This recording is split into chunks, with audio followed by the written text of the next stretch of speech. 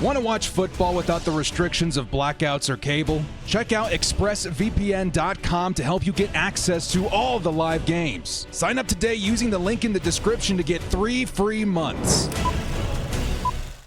Kyoto Bolt fam, it's the director. Chargers fans, I've actually got a pretty exciting one I'm super stoked to share with you guys today. Probably one of my bigger mock drafts of the season, and it's all kind of based and revolved around one idea: the Chargers trading down, trading back, whatever you want to say there, man. The Chargers will be trying to grab as many draft picks as possible in today's mock draft episode, which, yes, 3 mock drafts will be provided. You guys in the comment section below will let me know which one is your preference. I still do believe the Chargers firmly are going to be taking a wide receiver in the first round, but honestly, you never know. With all the talk going on about the Chargers and Joe Ortiz and even the Keenan Allen trade just a few days ago, you never know if the Chargers are really gunning for those extra picks in this exceptional draft class of rookies who could provide a whole ton of instant starters between, let's be honest, rounds 1 through 5.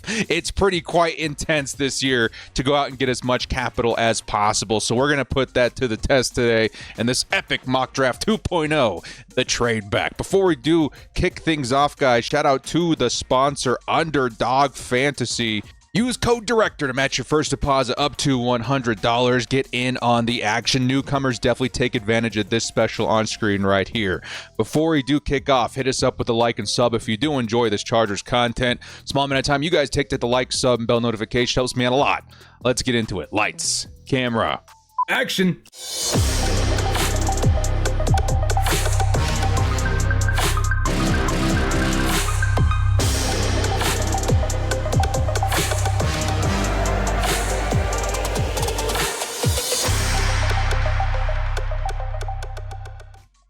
The trade back. Mock Draft 2.0. I've done a ton of research for this one, guys.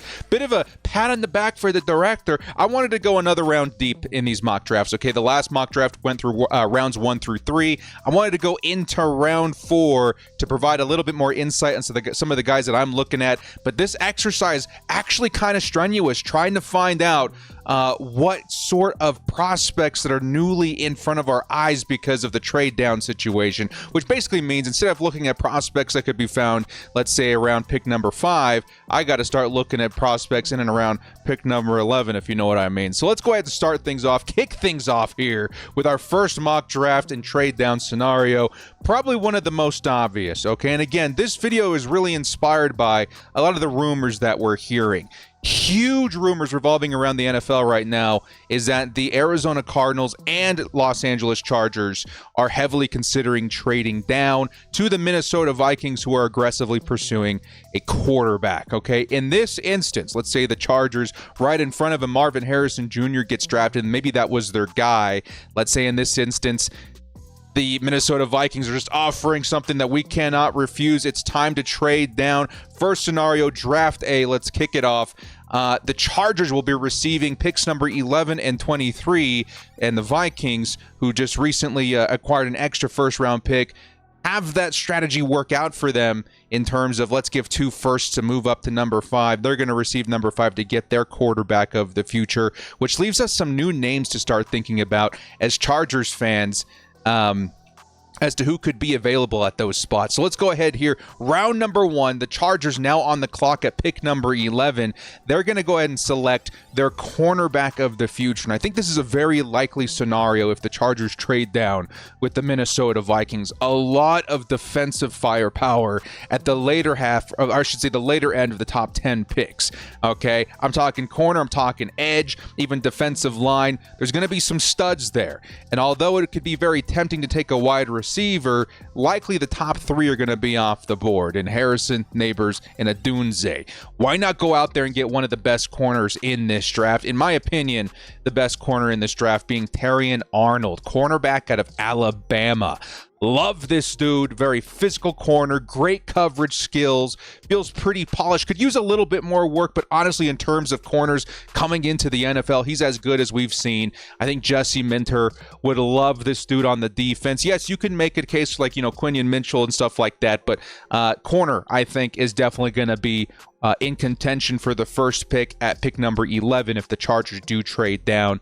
Love Terrion Arnold. I think, honestly, the Chargers, who are sneakily one of the more cornerback needy teams in the NFL, would be very happy with this signing as well. So at pick number 11, the first off the board for the Chargers in the first round, they get their cornerback of the future. Now, with the Minnesota Vikings providing yet another first-round pick, which is honestly kind of a sweet deal if you ask me, the Chargers will go out there and get their wide receiver, and Adonai Mitchell, a wide receiver out of Texas. This dude's kind of a shocker, man. And yes, it speaks to the depth that you're going to find in this year's draft at wide receiver. It's absolutely ridiculous. Adonai Mitchell would probably be a top 15.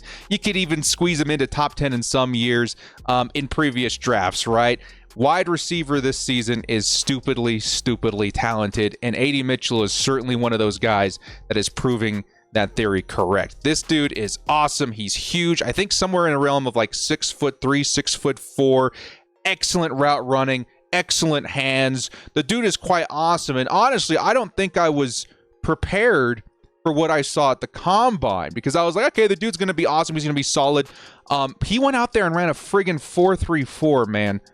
So on top of these awesome traits at wide receiver, of being tall, of being a pretty great route runner, pretty reliable hands, he goes out there and shows us he's a burner as well. And we knew he was going to be decently fast, but 4.34 is kind of ridiculous. So A.D. Mitchell is going to be one of those guys that in the later half of the first round, I see as being a sneaky steal to most teams. I think, honestly, if you need a receiver and you are able to grab one of these guys in the first round, you're not going to be disappointed. I think we're going to see a lot of wide receiver ones step into the NFL this season, man. I'm talking like record numbers here. So A.D. Mitchell, awesome option for the Chargers. They still get their wide receiver of the future in the trade down while also adding a top shelf cornerback as well.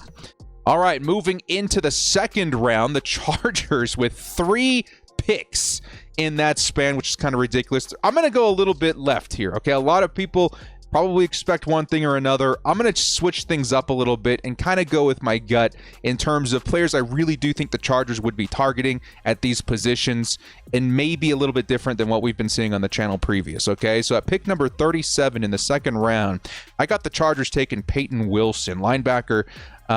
Definitely going to be one that the Chargers very much so would love on this team. And it is, again, a hugely sneaky need on this team. Of course, we've got, Daiyan Henley. We just signed Denzel Perryman back, which is definitely not a bad combo to go into the season with.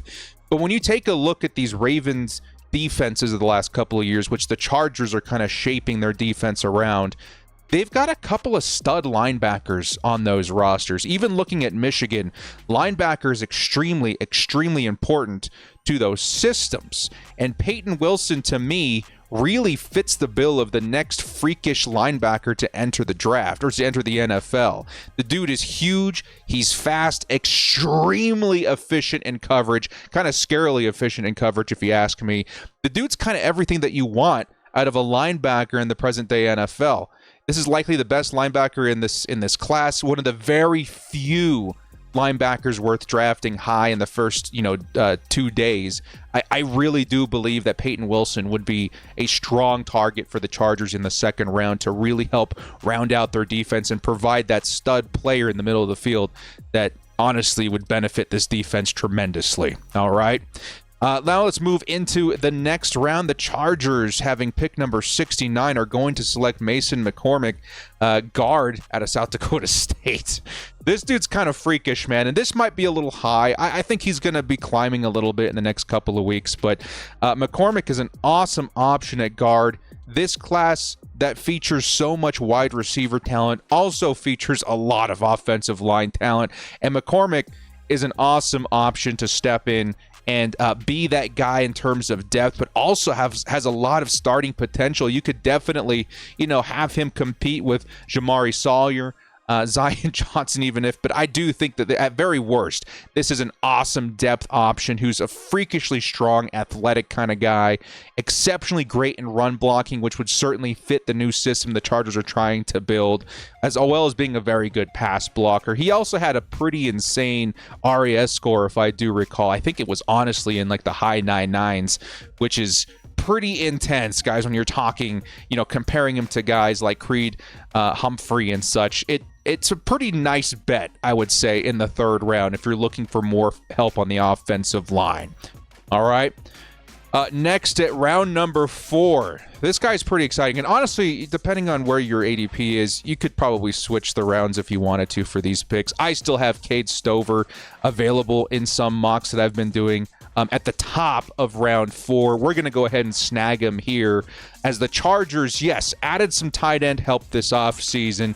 Will Dissly, Maurice Hurst, these guys, or I should say Hayden Hurst, excuse me, these guys very capable to hold down the wide receiver room for the next couple of years. But I think Cade Stover could certainly be that tight end 1 potential kind of guy after the Hayden Hurst 1-year rental. Does that make sense? I think Hurst comes in, holds down the fort as a veteran, helping, the young guy in Cade Stover, because tight ends tend to take a little bit of time to settle into their positions in the NFL. This gives him a little bit of time to develop, but also gives us an awesome tight end 1 potential starter in the future. I think this dude is excellent, sure-handed, kind of receiving tight end with a very, very nice background in blocking, I might add. This guy's actually a very capable pass blocker, or I should say run blocker as well. Really, really like this guy in terms of stepping in and being that tight end that, honestly, it feels like some of the best tight ends come from these rounds anyway, rounds 3, 4, and 5. Cade Stover could certainly add his name to that list. Not the strongest tight end class, but there's a couple of really nice ones spread out, and I think Cade Stover could definitely be a nice add here in round 4.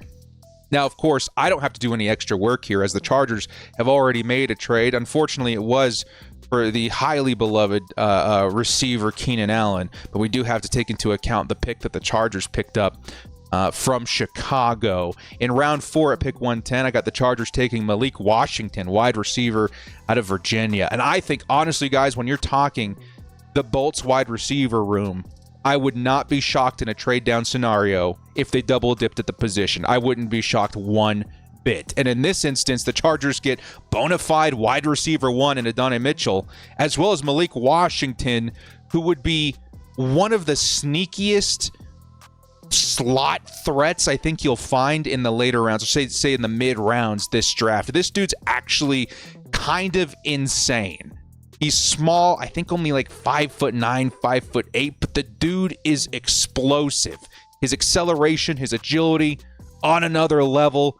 This slot option for the Chargers, which, let's be honest, is kind of in need of assistance at this point, with especially Keenan Allen departing. Josh Palmer's not bad there, but you add a weapon like this that kind of resembles the skill set of a Deebo Samuel or a Tank Dell. I think it adds that extra juice that we're looking for in terms of speed and explosiveness that we just don't have. And a lot of guys who maybe are disappointed in missing out on a guy like, let's say, Malik Neighbors. I certainly would be. Malik Washington, definitely not a bad option if you're really looking for that slot weapon with that kind of explosiveness. I do like that. And he's nowhere close to Malik Neighbors, let's be honest. But it is very reminiscent of guys like Deebo and Tank that make me kind of excited for this prospect to help round out the Chargers wide receiver room after it being depleted in free agency this season. All right, so this is going to wrap up Draft A. You guys let me know what you thought here. Let's go ahead and recap real quick for you guys. Terrion Arnold in the first. The second first-round pick in Adonai Mitchell, Peyton Wilson, Mason McCormick, Cade Stover, and then finally rounding out with Malik Washington. Let me know your guys' thoughts there on Draft A. If that's your favorite, definitely put it in the comment section below. Now let's move into Draft B. And in this scenario, I got the Chargers sticking and picking at number 5, as I do. This is, if I had to put my stamp on what I think is going to happen, I think this is what happens. Okay, and again, it's my opinion, it's my perspective, whatever. A lot of people are on the trade down wagon. I'm certainly not opposed to that, but in this instance, I do have the Chargers sticking and picking at number 5, taking Malik Neighbors, who we just talked about. Okay, the two Maliks, the Washingtons and the Neighbors. I think Neighbors is going to end up being one of the rarest athletes you're going to see come through the draft in quite some time. That's the most well-rounded as well. This dude is just freaky out there, man. Like, what the hell? His routes are insane. His hands are insane. His separation's insane. His speed is insane. He's just insane. He looks like a crazy version of Antonio Brown if you just added that extra element of explosiveness. It's honestly unfair watching him play the sport of football. Would love to see him on the Chargers. Yes, I'm a huge advocate of Marvin Harrison Jr. and Rome Odunze. Those guys carry a lot of potential for me as well. This wide receiver class is just stupid. And I do think that most realistically, I think Neighbors is the guy that we get, and he's going to add such an exciting element to the Chargers in terms of explosiveness that we've not seen in a very, very long time. Now, of course, this is the trade down episode, so where is the trade down going to occur, Director? I think you guys kind of guessed it. I got the Chargers trading down in the second round, which is very, very likely to me. If the Chargers stick and pick at number 5, I can definitely see the case for them trading down in the second round, because again, the second round this season, pick number 37, in this draft class in particular, you can almost view that as another first round pick. The talent is copious. There's so much of it that it's spilling into the second round. I think a team would be eager to trade up into that spot and get their guy. Now, to be clear, and to help answer any questions, how am I determining the trades here? I've been using an NFL draft pick trade value chart to kind of help determine the value of every pick, as well as kind of looking at some of the rosters to see who would be competitive in trading up. In this particular instance, I think the Pittsburgh Steelers might be a trade up candidate, as they finally have some quarterback action in Pittsburgh that we've not seen in a long time with Russell Wilson and former Bear Justin Fields. They may be inclined to add some more help in terms of weapons and offense to really get that team going. I think they're a couple of players away. Maybe pick number 37 holds the keys to the kingdom for there. They're going to trade up, pick number 37, in so handing the keys to the Chargers at pick number 51, a second round pick, and another third round pick at 84. So the Chargers will now have 2 third round picks and a later second round pick to work with here. Okay, so after picking up Malik Neighbors in the first round, I got the Chargers in the second at pick number 51, grabbing Mike Sainristil. This dude, honestly, I felt a little high on him in terms of like picking him up with the first pick in the second round, like pick number 37. It felt a little high, for me, but I want this guy on the team so bad, to the point where I was like, just draft him, whatever. I don't know if he's going to be available in the third anymore. He's that insane. But in a trade down scenario, I actually feel much more comfortable. This is kind of where I feel he's going to go anyway. Maybe even now it's just a tad high. I like the position a lot more. It provides a lot more value, especially considering now you have another third round pick to add on top of that. Sainristil, this would be just probably one of the favorite pickups of Chargers' new defensive coordinator, Jesse Minter. This guy was handcrafted by Minter to fit that Michigan Wolverines defense and now kind of, Baltimore Ravens hybrid defense. This is your slot corner of the draft. If you're the Chargers, this is the guy you want. Okay, this dude is smart. He's tough. He's physical. Great speed, coverage ability. Just love the guy. Love the guy in terms of his fit with the Chargers in a role that's going to be very important with the Chargers secondary. Mike Sainristil is as good as it gets. And in this trade down scenario, I love the fit. I love the value even more as well in terms of having an extra third rounder on top of it. Definitely pretty enticing. Okay, draft B, in my opinion, off to a fantastic start. So now we venture into the third round, in which the Chargers have 2 picks. At round 3, pick 69, I got the Chargers taking Devondre Sweat. This dude, just so great, man. Like, Chargers fans would fall in love with this dude instantly. He's a huge dude in the middle of that line, man. Hulking figure.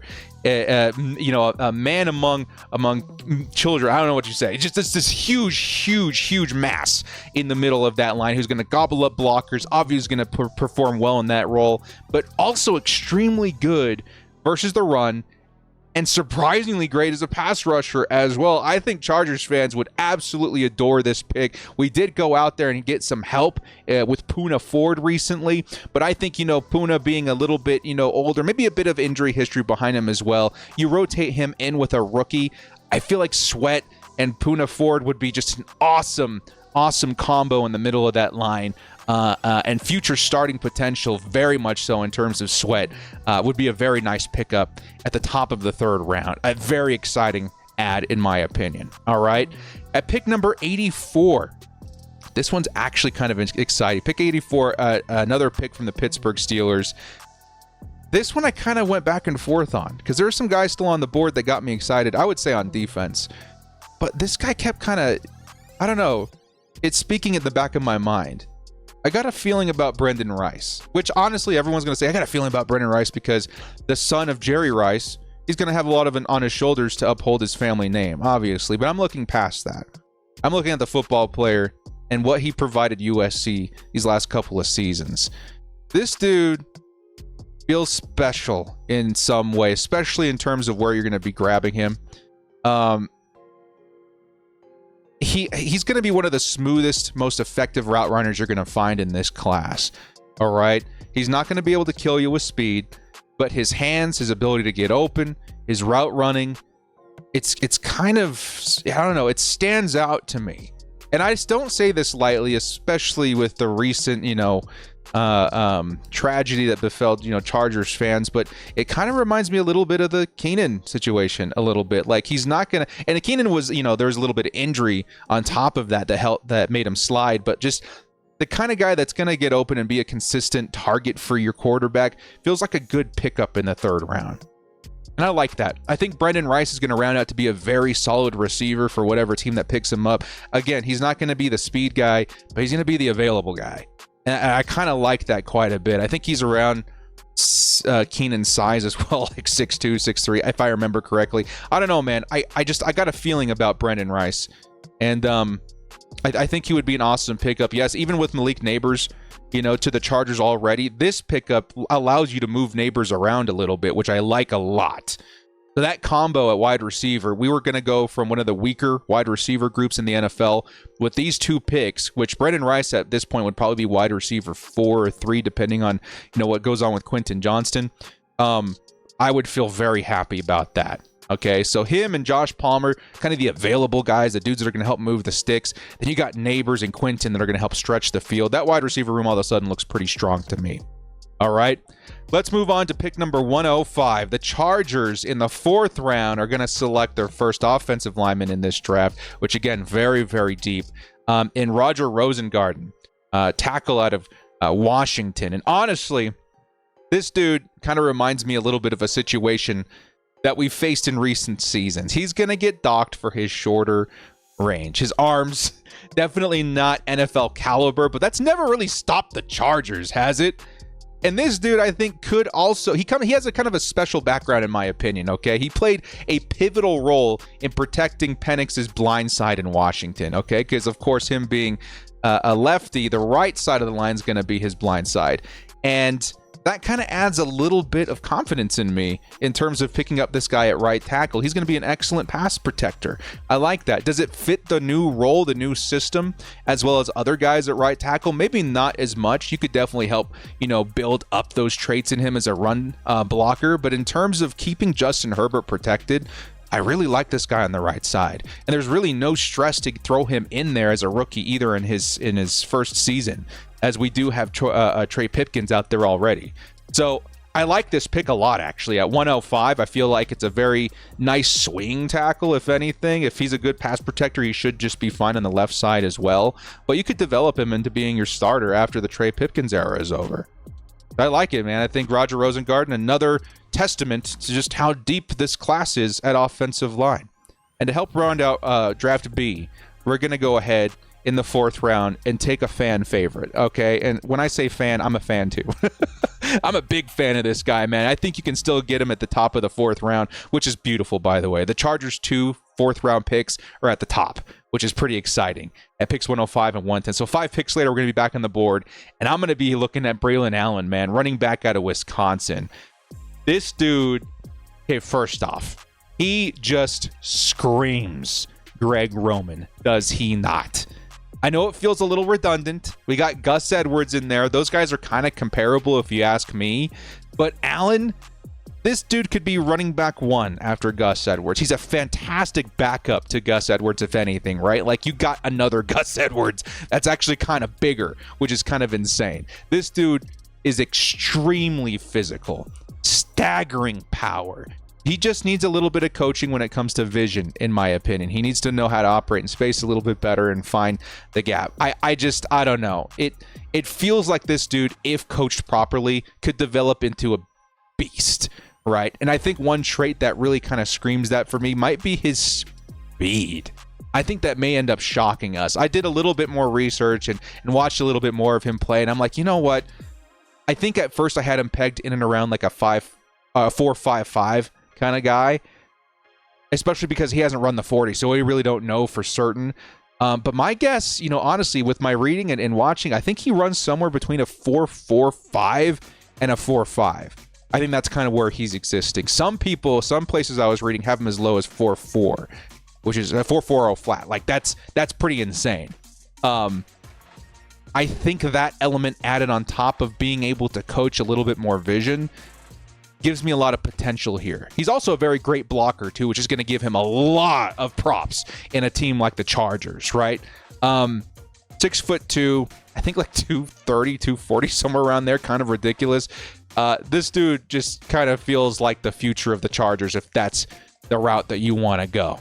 And again, with coaching from Harbaugh and company, I think he could develop into a monster in the future. So that's going to be your draft B. Rounded out with Braylon Allen. Of course, let's get the quick recap here. The Chargers in this instance are going to pick Malik Nabers in round 1. They're going to trade down in round 2 and get Mike Sainristil, followed by T'Vondre Sweat, Brendan Rice, Roger Rosengarten, and Braylon Allen in draft B. If that's your favorite, type draft B in the comment section below, or you can even rank them if you want. You say, I liked, draft B and then A and then C in that order, whatever. You guys have that freedom in the comment section. To round out this mock draft, a little bit of a longer video, but honestly, kind of an exciting one to think about. This is going to be your double trade down, okay? Let me be clear. It's going to get a little crazy. This is your Madden scenario kind of trades, all right, where you're like, give me all the draft picks. I'm building a rookie team. This is kind of inspired by that line of thinking, okay? So draft C is going to kick off with a trade that we've already seen before, a very likely one in trading down with the Minnesota Vikings, but we're going to shake things up a little bit in draft C in terms of who we decide to select. In round 1, at pick number 11, the Chargers are going to select Brian Thomas Jr., wide receiver out of LSU. So in the end, we get our LSU wide receiver, even if it isn't Malik Nabers, which is kind of cool, okay? Because Brian Thomas, to me, is wide receiver 4 in this draft, and I think he climbed that over the past couple of months for a lot of people. Now, let me be clear. There is a pretty big gap between him and Rome Odunze, the wide receiver 3, in my opinion, of this draft, who's also stupidly good. I think Thomas would have been wide receiver 1 last year. Okay, so to kind of give you guys an idea of where the gap is, that's kind of what I think in terms of Rome Odunze and company and Malik Nabers and Marvin Harrison, and then the other guys. I think Brian Thomas is going to end up being an awesome NFL receiver. He's just, I think, again, something that I don't know if I expect. I don't know what I was expecting. We knew he'd be fast, but he goes out there, he runs a jaw-dropping 4.33 at 6'3". It just seems unfair. He's hugely vertical. He's going to have that threat deep. He's got some nice technique and footwork on top of that. He carries all the traits of an excellent X-receiver in the NFL. I think Brian Thomas is going to be special. And being able to still get that true difference maker at wide receiver while also trading down is an exciting thought. It really, really is. So Brian Thomas Jr. to the Chargers at pick number 11 in this example. Again, we're going to zig a little bit in this one, okay? At pick number 23, and some of you guys are going to love this, I got the Chargers taking Jackson Powers Johnson, center out of Oregon, via Minnesota at pick 23. This, if you're talking bang for your buck, okay, those last 2 picks are actually quite remarkable. And I do think it's realistic to think they'll be available at these positions. I think Brian Thomas, one of the best receivers you're going to find in this draft, and Jackson Powers Johnson. is going to be one of the best linemen in this draft. Sure, he's not going to get drafted as high because of his position. He plays interior. Those outside guys are going to get gobbled up in the top 15. But in the top, let's say 30, top 25, I think Jackson Powers Johnson is going to be one of the most effective linemen coming out of this draft. He's a hugely effective blocker up the middle, super aggressive. Like, he's going to fit this Greg Roman offense and this Harbaugh, lifestyle beautifully. He's an awesome prospect in the middle of that line. And honestly, he's a guy that we've been following for very many months now. I love this dude. I just didn't think that we would be able to draft him after he climbed back into the first round a couple of weeks ago. I'd say maybe a month or two ago. Now at 23, I'm not going to hesitate taking him. He's also got excellent leadership skills. He would obviously pair very well with Justin Herbert. Those two, man, they would dominate in the league for very many years. This is one of the best heirs apparent to Corey Linsley that you're going to find. There's a couple of them. There's maybe 3 or 4 guys that I feel the Chargers would just run away in this draft with if they were to grab their center of the future. Sure, we've got Bradley Bozeman for right now, who could provide some depth if we end up drafting a starter at center. But if anything, man, this would be an awesome beginning of the Herbert era offensive line with him and Rashawn Slater. It feels like an awesome pick in the first round. All right. Now here comes the second trade. Okay. And this is the Madden level nonsense that we've been talking about. The Chargers are going to trade down again in the second round, this time to the Arizona Cardinals. Okay. And the Cardinals, they got some extra ammunition to work with. Maybe they're inclined to trade up, but this is a very unique situation where in the last trade down in the second round, I had the Chargers dipping into the middle of the second round and grabbing an extra third round pick. In this instance, the Chargers would be trading out of the second round entirely in order to pick up 2 third round picks, which would give the Chargers, let's be honest, a ridiculous 3 third rounders, as well as an extra, I think that's a 5th round pick in draft C, which is pretty exciting at pick 138, or maybe it's a 4th rounder, excuse me. That is a lot of ammunition in the first few days in this draft. And quite honestly, would it be worth it? Maybe. I don't know. Some people would say the second rounders are too valuable. I might be inclined to agree with you there. But the Cardinals picks in the third round are actually pretty high.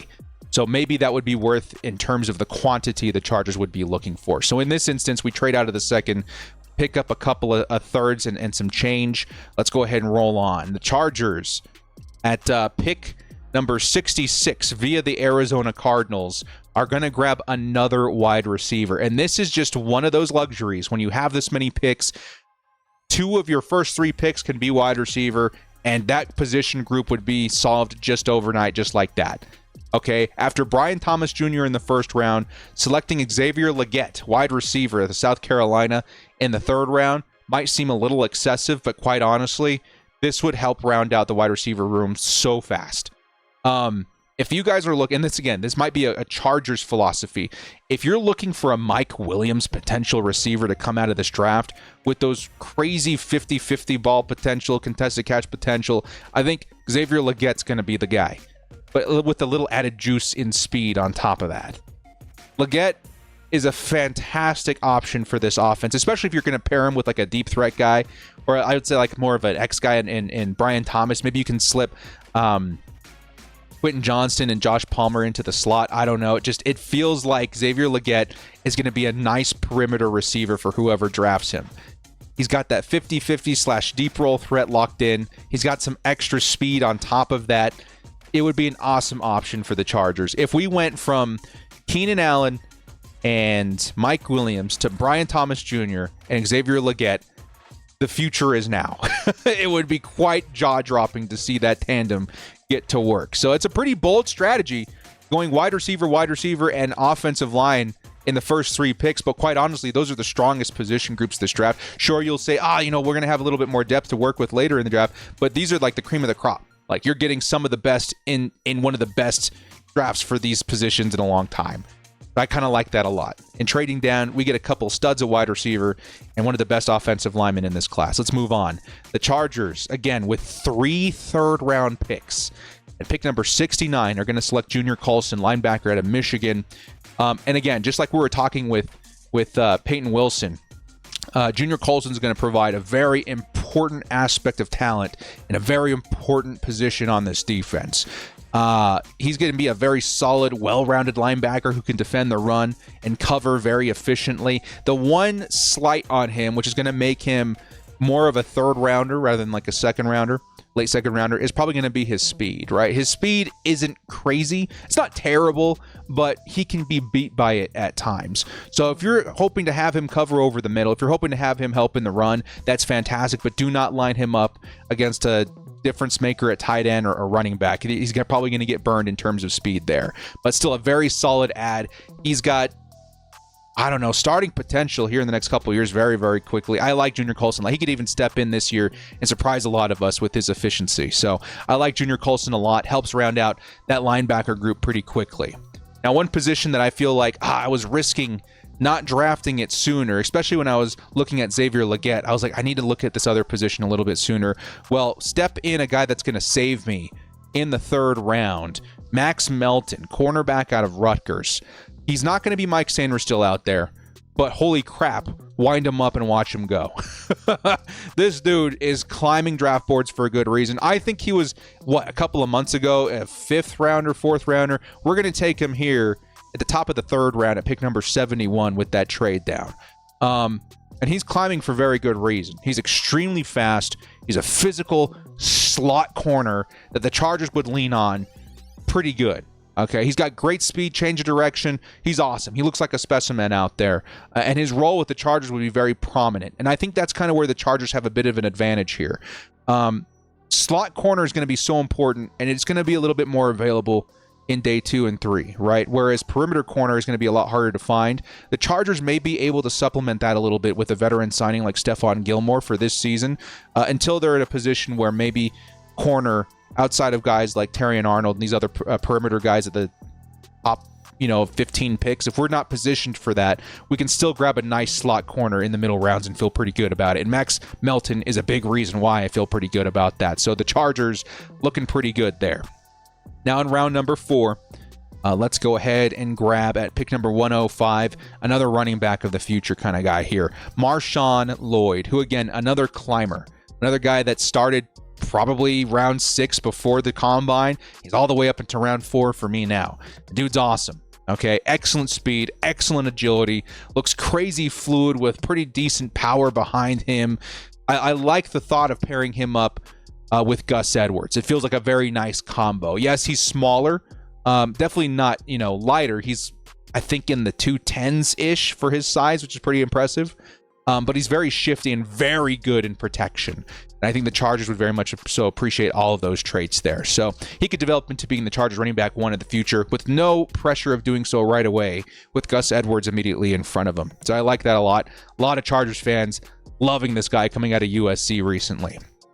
All right. And then next up here, lastly, pick number 110 via the Chicago Bears. I got the Chargers taking Matt Gonsalves, tackle out of Pittsburgh. Okay, now some people might recognize him and say, wait, what? And it's because he did have an injury last season, an ACL injury, which kind of sucks. But let me say it was pretty early.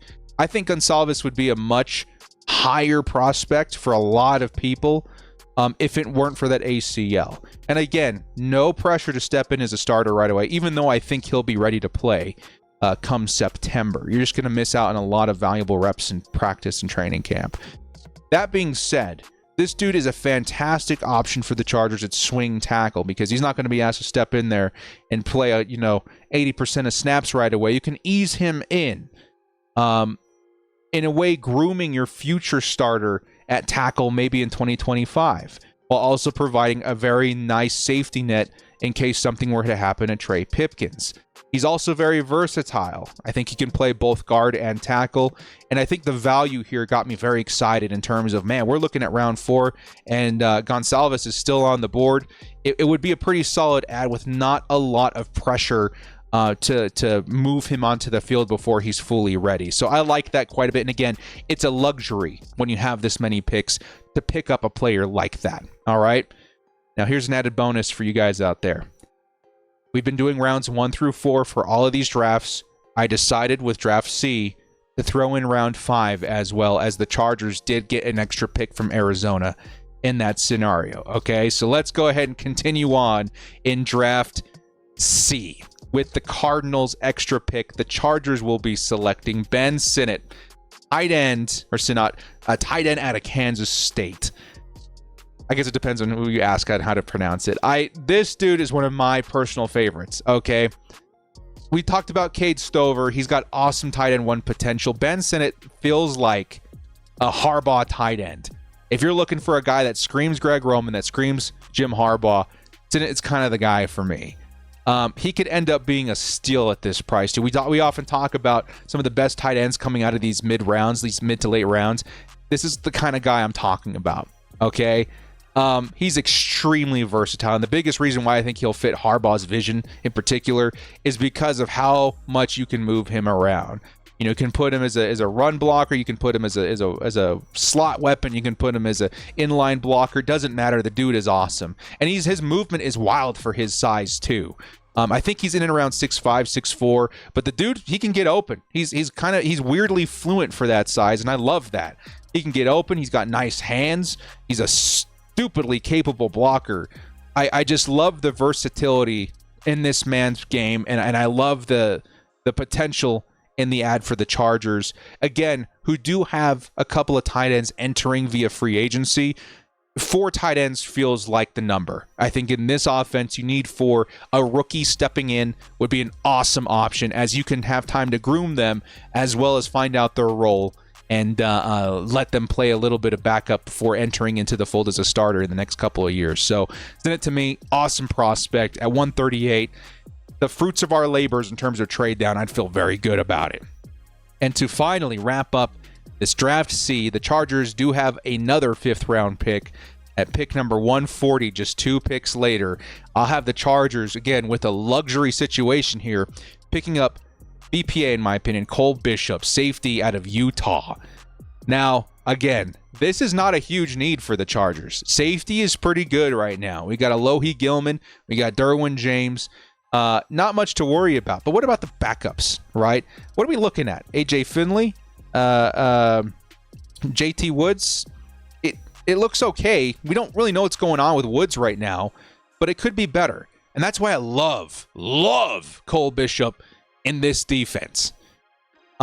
This is a guy that you're going to want to pair up in the Derwin James role, right? If you're moving Derwin James, play Cole Bishop up top.